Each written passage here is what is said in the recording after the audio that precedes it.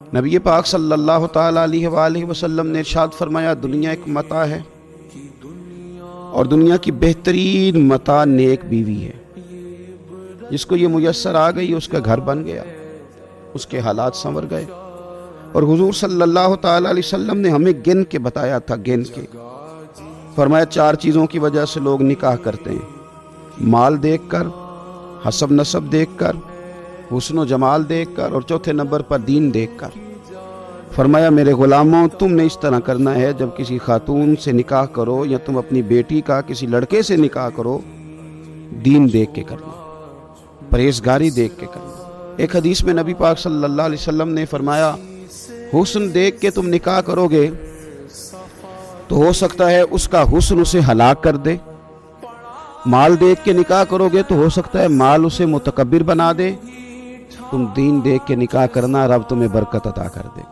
سب سے پہلے تو رشتے کے انتخاب میں آپ بیٹی کے لیے رشتہ تلاش کریں تو پھر بھی دیندار کا، پرہیزگار کا، اللہ سے ڈرنے والے کا، اس لڑکے کا رشتہ تلاش کریں۔ اپنے بیٹے کے لیے رشتہ تلاش کریں تو اس خاتون کا جو اللہ سے ڈرنے والی، جس کا دل نرم ہو، جو رشتوں کے تقدس سے آگاہ ہو۔ حسن، مال، دولت، یہ تو چیزیں آتی جاتی رہتی۔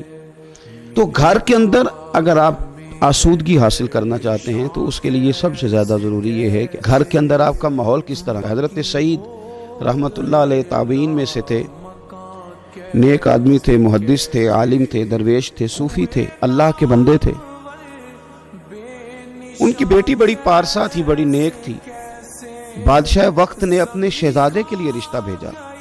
دیکھیں، اب ایک سوچ یہ ہے کہ میری بیٹی شہزادی بن جائے گی، کل کو ملکہ بن جائے گی، لیکن وہ سمجھ گئے کہ وہ جو لڑکا ہے اس کی طبیعت میں تو عیاش پن ہے، وہ شہزادہ تو ہے لیکن اس کی خواہشات بہت بڑی ہیں۔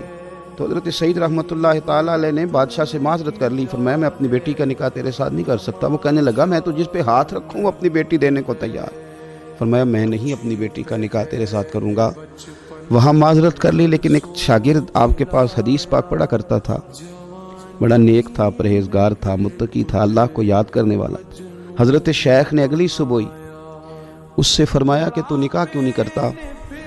عرض کی حضور میں نہ دولت پاتا ہوں، نہ مال و اسباب پاتا ہوں، کون مجھے رشتہ دے گا؟